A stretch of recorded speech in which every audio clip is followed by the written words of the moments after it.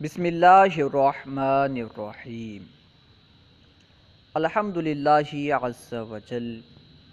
ہم قرآن پاک کے تعلق سے علم حاصل کرنے کے لیے، معلومات حاصل کرنے کے لیے قرآن کوئز پڑھ رہے ہیں، کیونکہ قرآن اللہ تعالیٰ کا کلام ہے۔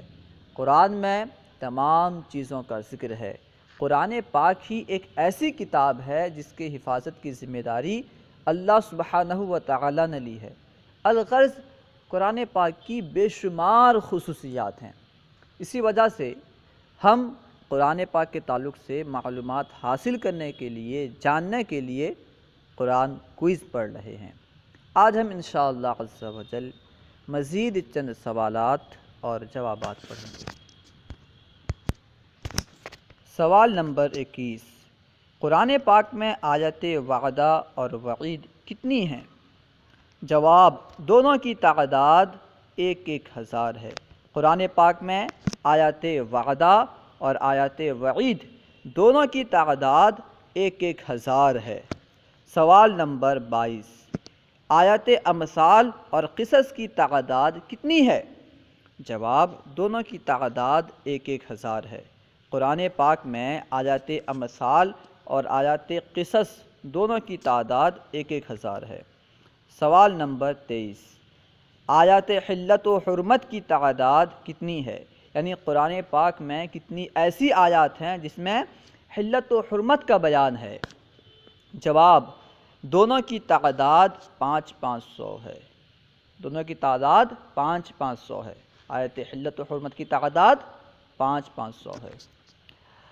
سوال نمبر 24، قرآن پاک کی کس صورت میں مویشیوں کے حلال و حرام ہونے کے متعلق اہل عرب کے عقائد کا رد کیا گیا ہے؟ جواب، سورۃ الانعام میں۔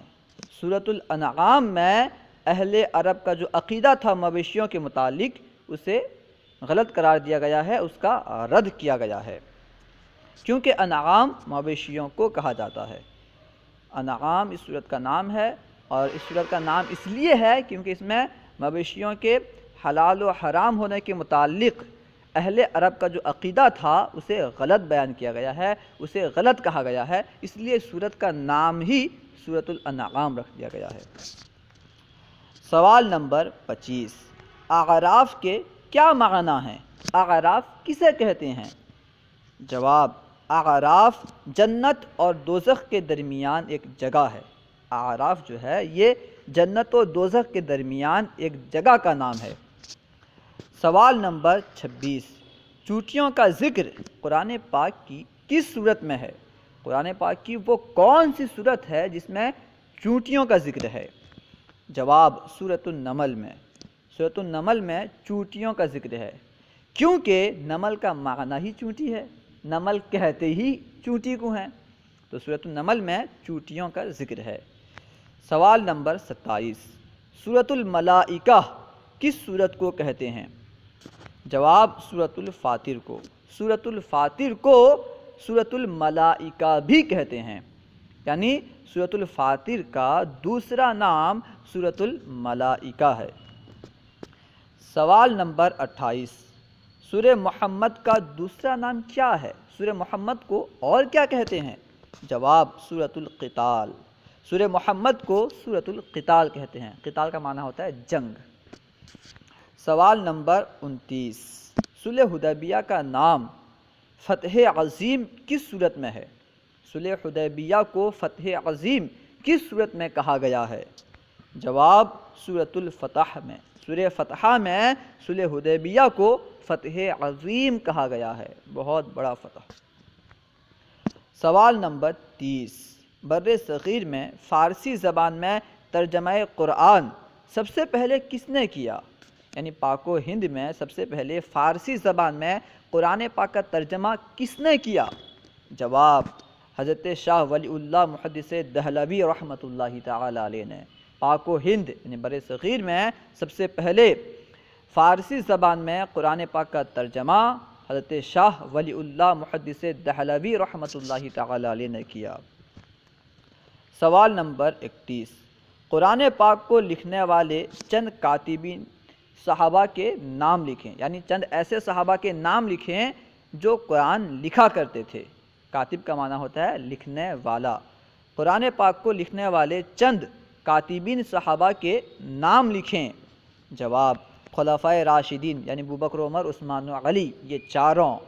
حضرت زید بن ثابت، حضرت ابی بن کعب، حضرت ثابت بن قیس، یہ چند ایسے صحابہ کا نام ہے جو کاتبین تھے، کاتبین قرآن تھے، قرآن پاک کو لکھا کرتے تھے۔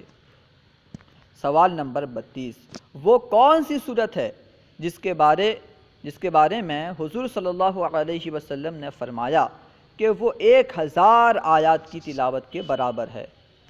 جواب: سورۃ التکاثر۔ سورۃ التکاثر ایسی صورت ہے جس کے متعلق نبی کریم صلی اللہ علیہ وسلم نے ارشاد فرمایا کہ وہ 1000 آیات کی تلاوت کے برابر ہے۔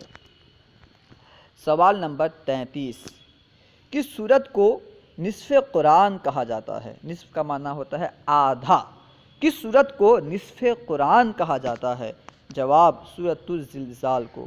سورۃ الزلزال کو نصف قرآن کہا جاتا ہے۔ سوال نمبر 34، وہ کون سی صورتیں ہیں جن کو حضور صلی اللہ علیہ وسلم ہر رات پڑھ کر اپنے بدن پر دم کرتے تھے؟ جواب: سورۃ الاخلاص، سورۃ الفلق، سورۃ الناس۔ یہ وہ 3 صورتیں ہیں جنہیں ہر دن نبی کریم صلی اللہ علیہ وسلم پڑھ کر دم کیا کرتے تھے۔ تو ہمیں بھی چاہیے کہ سونے سے پہلے ان تینوں صورتوں کا تلاوت کریں اور اپنے اوپر دم کر کے سوئیں۔ اس کے علاوہ اور بھی روایات ہیں، کم سے کم یہ 3 صورت تو پڑھ لینا چاہیے۔ سوال نمبر 35، قرآن پاک میں مذکور 26 انبیاء کرام کے نام بتائیں۔ قرآن پاک میں جن 26 انبیاء کرام کے نام مذکور ہیں ان کے نام کیا ہیں بتائیں۔ جواب: حضرت آدم علیہ السلام، حضرت نوح علیہ السلام، حضرت ادریس علیہ السلام، حضرت ہود علیہ السلام، حضرت صالح علیہ السلام، حضرت ابراہیم علیہ السلام، حضرت اسماعیل علیہ السلام، حضرت اسحاق علیہ السلام، حضرت لوط علیہ السلام، حضرت یعقوب علیہ السلام، حضرت یوسف علیہ السلام، حضرت شعیب علیہ السلام، حضرت سلیمان علیہ السلام، حضرت داؤد علیہ السلام، حضرت یونس علیہ السلام، حضرت الیاس علیہ السلام، حضرت ایوب علیہ السلام، حضرت یوسیٰ علیہ السلام، حضرت عزیر علیہ السلام، حضرت موسیٰ علیہ السلام، حضرت ہارون علیہ السلام، حضرت ذوالکفل علیہ السلام، حضرت زکریا علیہ السلام، حضرت یحییٰ علیہ السلام، حضرت عیسیٰ علیہ السلام، حضرت محمد صلی اللہ علیہ وسلم۔ یہ وہ 26 انبیاء کرام ہیں جن کا نام قرآن پاک میں مذکور ہے۔ سوال نمبر 36، قرآن مجید کی کس آیت میں پل صراط کا ذکر ہے؟ جواب: سورہ مریم آیت نمبر 71 میں۔ سورہ مریم کی آیت نمبر 71 میں پل صراط کا ذکر ہے۔ پل صراط ایک ایسا پل ہے جسے عبور کر کے، جسے پار کر کے جنتی جنت میں جائیں گے، ہر ایک کو اس سے گزرنا ہوگا۔ سوال نمبر 37، آخری وحی کے الفاظ کیا ہیں اور وہ قرآن پاک میں کہاں واقع ہیں؟ جواب: سورۃ المائدہ آیت نمبر 3 میں ارشاد باری تعالیٰ ہے: الیوم اکملت لکم دینکم واتممت علیکم نعمتی ورضیت لکم الاسلام دینا۔